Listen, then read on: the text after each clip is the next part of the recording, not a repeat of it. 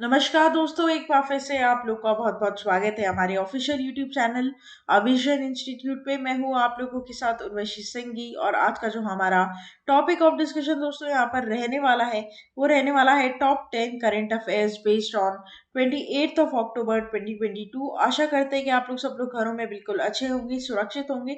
Session को start करने से पहले दोस्तों मेरी आप लोगों से एक छोटी सी रिक्वेस्ट रहेगी कि जो भी हमारे चैनल पर नया जुड़ा है या फिर वीडियोस को पहली बार देख रहा है, make sure that you hit the subscribe button. Also, don't forget to press the bell icon.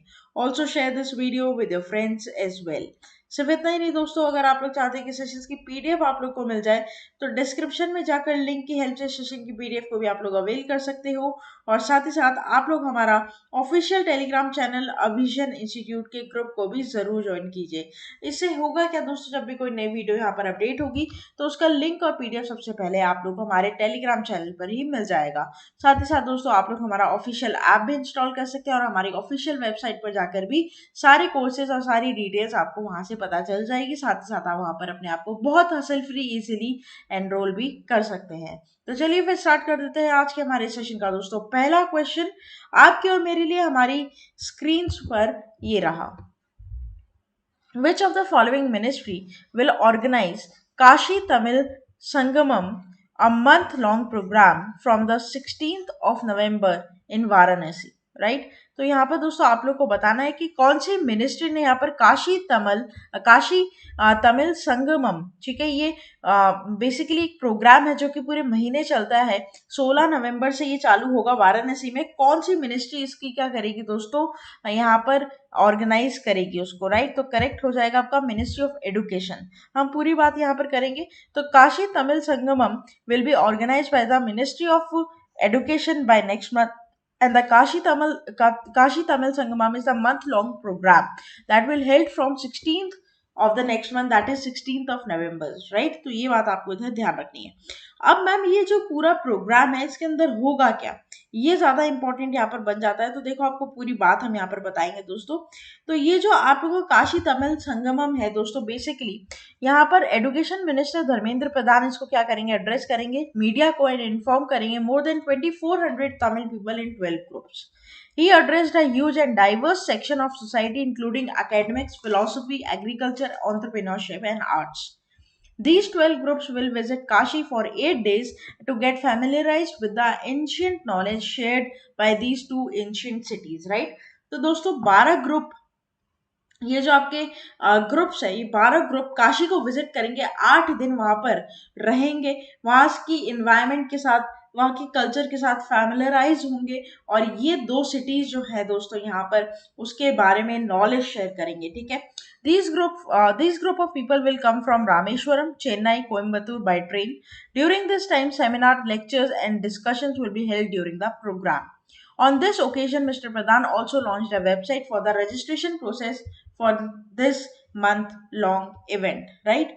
तो ये बात आप लोग इधर क्या करेंगे, ध्यान रखेंगे कि यहाँ पर कम से कम 12 ग्रुप रहेंगे जो 8 दिन तक पूरी दो सिटी जो हमारी इंडिया की एंशियंट भारतीय सिटीज, जो हमारी क्या है बहुत दोस्तों, मैं बोलूँ तो धारावी सिटीज है, मतलब जो मतलब बेसिकली यहाँ पर डिपिक्ट करती है कि क्या इंडिया का कल्चर है। या फिर मैं बात करूँ तो पुराने जो हमारे जो एंशियंट टाइम था उसको अगर डिपिक्ट करने वाली कोई सिटीज है तो उनकी बात करूँ तो यहाँ पर उसे क्या किया जाएगा, स्टडी किया जाएगा। सबसे इंपॉर्टेंट बात आप ध्यान रखिएगा, ये जो प्रोग्राम है दोस्तों वो कौन से बेसिकली यहाँ पर पीएम मोदी जी के चलाए जो प्रोग्राम्स है उनके अंडर आता है। ये बात ध्यान रखना, एक भारत श्रेष्ठ भारत। ठीक है, तो अगर आपसे कभी पूछे कि काशी तमिल संगमम कौन से प्रोग्राम के अंडर यहाँ पर चलाया गया, तो एक भारत श्रेष्ठ भारत, ये आप क्या करेंगे यहाँ पर पॉइंट नोट डाउन कर लेंगे। ये पूरा प्रोग्राम दोस्तों यहाँ पर बेसिकली बनाया गया है पीएम मोदी जी के द्वारा। ठीक है, और यहाँ पर इस इवेंट के होस्टिंग पार्टनर आपके साथ रहेंगे आईआईटी मद्रास और आईआईटी बनारस। ठीक है, तो ये बात आप लोग क्या करोगे, यहाँ पर ध्यान रखो कि ये दो आईआईटीज यहाँ पर इसके साथ क्या बनेगी दोस्तों, इस इवेंट में होस्टिंग पार्टनर्स बनेगी। ठीक है, तो this is going to be very very important, right. Next चलते हैं हमारे क्वेश्चन नंबर 2 के ऊपर। The directorate general of civil aviation has granted an aerodrome licence to Jaipur airport, this is located in which state? दोस्तों ये जयपुर नहीं है, ध्यान रखिएगा, ये है जयपुर, राइट। तो करेक्ट हो जाएगा ये आपका उड़ीसा। काफी बच्चे इसमें कंफ्यूज होते हैं, ठीक है। दिस इज नॉट जयपुर जो कि राजस्थान की कैपिटल है दोस्तों, प्लीज उसके साथ इसको कंफ्यूज मत होइएगा, दिस इज जयपुर, राइट। तो correct will be your Orissa. तो डीजीसीए है, उन्होंने ग्रांट कर दिया जयपुर एयरपोर्ट का licence to carry out commercial flight operations under the regional connectivity scheme. The ministry of civil aviation has described its a milestone. The airport is 33 kilometre north west from Koraput town and 500 kilometres south west of Bhubaneswar, right. तो यहाँ पर DGCA के द्वारा जो कि directorate general of civil aviation है, उसके द्वारा जयपुर एयरपोर्ट जो कि उड़ीसा में, उसको क्या कर दिया गया है दोस्तों, लाइसेंस मिल गया कि वो अपनी उड़ान अब यहाँ से भर सकते हैं। मतलब हवाई जहाज जो है, बेसिकली कमर्शियल फ्लाइट्स ऑपरेशन जो है, अब यहाँ से भी सक्सेसफुल की जा सकती हैं। The DGCA granted a license to Jaipur airport to carry out commercial flights operation, and Jaipur flight airport of Odisha gets a license to carry out scheduled air operations under the Udan. Udan is उड़े देश का आम नागरिक, ठीक है, उड़े देश का आम नागरिक। The licence authorities of aerodrome to be used as a regular place for landing and departure. The license would be liable to suspension, modification or withdrawal of the provisions of Aircraft Act and aircraft rules were violated. अगर मान लीजिए कि aircraft rules को violet किया गया airport के द्वारा, तो उसका लाइसेंस सस्पेंड भी हो सकता है, मॉडिफाई भी हो सकता है, और विड्रॉल मतलब कैंसिल भी हो सकता है। Chief minister Naveen Patnaik praise the growth of airports in Odisha and said that it will fulfill people's aspirations to give a boost to connectivity, right? तो अब यहाँ पर उड़ीसा में एक और एयरपोर्ट नियर बाय देखने को मिलेगा दोस्तों, और इसके लिए जो वहाँ के सीएम है नवीन पटनायक जी, काफी खुश हैं किसको लेकर, ग्रोथ को लेकर एयरपोर्ट्स की, ताकि उड़ीसा से दूसरी शहरों की कनेक्टिविटी अब बहुत बेटर हो सकती है, और दोस्तों लोगों में आने जाने में अब लोगों के लिए क्या होगी, सहूलियत होगी, आसानी होगी, ठीक है। तो ये बात आप लोग इधर क्या करोगे, ध्यान रखोगे, यहाँ पर ये आपको इंपॉर्टेंट बन सकता है पॉइंट एग्जाम के लिए। दोस्तों हम वही पॉइंट्स यहाँ पर डिस्कस करते हैं जो आपके एग्जाम के लिए क्या होते हैं, इंपॉर्टेंट होते हैं। कोई भी दिक्कत आने से आप हमें कमेंट बॉक्स में लिखकर बता सकते हैं। नेक्स्ट चलते हैं क्वेश्चन नंबर 3 के ऊपर। विच of the following state government is association with the US agency for the international development, USAID has launched for the out of the forest trees in India TOFI programme, right. TOFI programme बोल सकते हो आप इसको, toffee के नाम से भी आप याद रख सकते हो उसको। तो करेक्ट हो जाएगा आपका आसाम।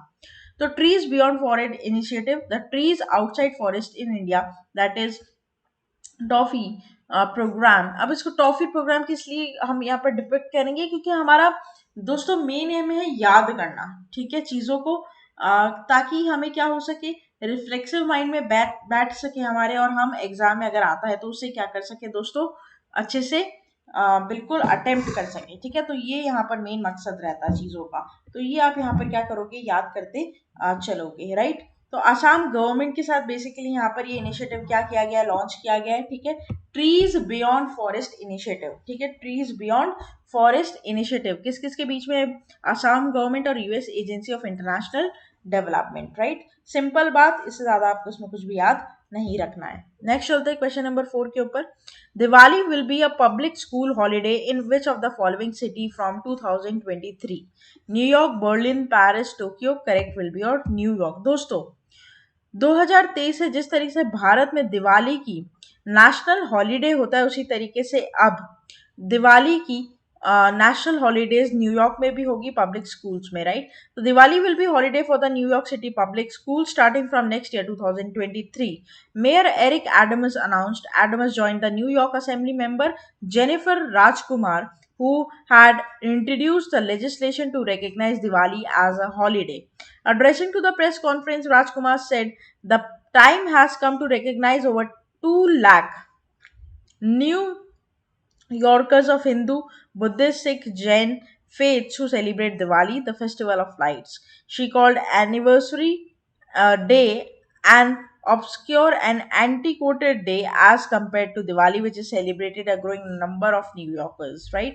न्यूयॉर्क में दोस्तों दिवाली सेलिब्रेट करने की जो जनसंख्या है वो बड़ी है, जिसको लेकर अब वहां पर क्या होगा, दिवाली के लिए नेशनल हॉलिडे डिक्लेयर किया जाएगा, school holidays, public school holidays declare किए जाएंगे 2023 से।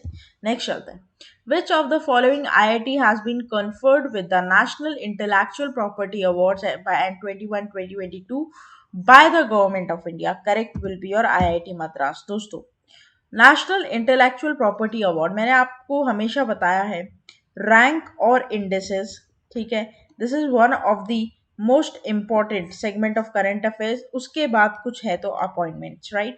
उसी के साथ साथ यहाँ पर ये पॉइंट भी इंपॉर्टेंट हो जाता है कि intellectual property award IIT Madras के द्वारा जीता गया है 2021-22 दोनों सालों के लिए। The prize was established by the ministry of commerce and industry minister. Basically यहाँ पर किसके द्वारा, ये कौन सी मिनिस्ट्री के द्वारा ये अवार्ड सम्मानित किया जाता है, ये यहाँ लिखा है, तो आप इसके लिए एक इंपॉर्टेंट बुलेट पॉइंट बना सकते हैं, ठीक है। तो ये बात आप लोग इधर क्या करेंगे, ध्यान रखेंगे। नेक्स्ट चलते हैं क्वेश्चन नंबर 6 के ऊपर। Which of the following strong cyclones made its landfall in Bangladesh, bringing heavy rains to the coastal areas of West Bengal, Odisha, northeastern states? Right? तो correct will be your Sitrang। दोस्तों एक cyclone है जो कि hit किया है बांग्लादेश के populated areas को, जिसका अफेक्ट इंडिया के कुछ रीजन्स पर भी पड़ा है। नाम क्या है साइक्लोन का, तो सितरंग, ये आपको ध्यान रखना है। और यहाँ पर बांग्लादेश को इसने हिट किया है, killing at least 9 people, and the districts of Barguna, Narel, Shirajganj and the island district of Bhol are reported death, right? Cyclone Sitrang quickly degraded into deep depression after crossing Bangladesh, and Tuesday morning it had further degraded the low pressure region of Assam, of the Bangladesh also, right? So Assam, Arunachal Pradesh, Meghalaya, Mizoram, Tripura may experience widespread moderate to heavy rainfall on Tuesday due to system which is now moving towards northern eastern areas in India, right? तो इसका मतलब बांग्लादेश में आए इस cyclone का असर India के regions पर देखने को मिलेगा। चाहे वेस्ट बंगाल को भी ले लीजिए आप, तो वहां पर भी कम से कम 160 किलोमीटर पर आवर की स्पीड्स में हवाएं या फिर विंड्स है, ये सब। आप अम्फान के बारे में सुने, आप यास के बारे में सुने हैं दोस्तों, आपने आहिली के बारे में जरूर सुना होगा, वेस्ट बंगाल पर हिट करी है इन्होंने cyclones, right. By afternoon this winds were gradually weaken to 30-40 kilometre per hour, gusting to 50 kilometre per hour, right. धीरे धीरे टाइम के साथ ये काम डाउन हो गया, लेकिन ये बात ध्यान रखिएगा कि सितरंग जो है बेसिकली हिट किया डेंसली पॉपुलेटेड बांग्लादेश को, लेकिन इंडिया के दोस्तों ईस्टर्न रीजन की अगर मैं बात करूं तो वहां पर इफेक्ट देखने को मिला है। नेक्स्ट चलते हैं क्वेश्चन नंबर 7 के ऊपर। Who has won the 2022 formula 1 arm United States Grand Prix 2022? Correct will be Max Verstappen. दोस्तों बहुत बार आपने इनका नाम सुना है। बेल्जियम के Max Verstappen Red Bull racing won the 2022 formula 1 Aramco United States Grand Prix 2022, which was held at a Circuit of Americas in Austin, Texas, US. With this, he equally Germany's Sebastian Vettel and Michael record for 13 wins in Formula 1 season. Simple है दोस्तों, यहाँ पर आपको इतना depth नहीं याद करना है। क्या याद करना है, फॉर्मूला 1 रेसिंग मैक्स वर्स्टेपन आए हैं फर्स्ट, ठीक है। सेकंड आए हैं आपके यहाँ पर लुइस हैमिल्टन मर्सिडीज के, ठीक है। और यहाँ पर दोस्तों this is going to be important, कौन से सेगमेंट पे, तो स्पोर्ट्स के सेगमेंट में यहाँ पर ये सवाल आ सकता है आपके एग्जाम में, राइट। नेक्स्ट चलते हैं, which of the following state cabinet recently increases reservation for SC/ST community? Correct will B Karnataka. दोस्तों कर्नाटका कैबिनेट ने डिसाइड किया है कि वो प्रोमुलेट करेगा ऑर्डिनेंस, और वहां पर SC/ST के लिए यहाँ पर कम्युनिटी जो है उसके लिए 4% और क्या करेगा, रिजर्वेशंस को रेज करेगा। The Karnataka cabinet is chaired by chief minister Basavaraj Bommai and the decision by the government. Karnataka's government aims to uplift the SC/ST community in the state and provide adequate opportunities in the education and employment sector, ठीक है। तो यहाँ पर दोस्तों Karnataka cabinet ने क्या किया है दोस्तों, ऑर्डिनेंस पास करने की गुहार की है, जिसमें SC और ST कम्युनिटी जो है इसे यहाँ पर एजुकेशन और एम्प्लॉयमेंट सेक्टर्स में और 4% क्या मिल सके, रिजर्वेशंस मिल सके, ठीक है। तो ये बात ध्यान रखना इंपॉर्टेंट आपके एग्जाम के लिए रहेगा। नेक्स्ट चलते हैं क्वेश्चन नंबर 9 के ऊपर। Indian army infantry day correct is celebrated on which day every year, correct will be your October 27, right. तो दोस्तों 27 अक्टूबर को हम सेलिब्रेट करते हैं इंडियन आर्मी इन्फेंट्री डे। और यहाँ पर अच्छी बात यह है कि कोई थीम नहीं है, तो थीम आपको याद नहीं करनी, ठीक है।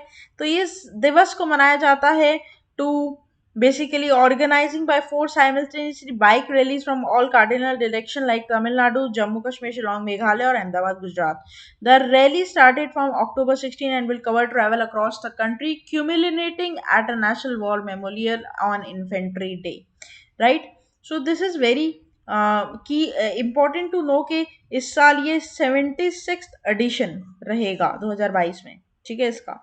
तो ये क्वेश्चन आपके एग्जाम में आ सकता है, सिर्फ अगर देखें तो एडिशन पर क्वेश्चन बन सकता है।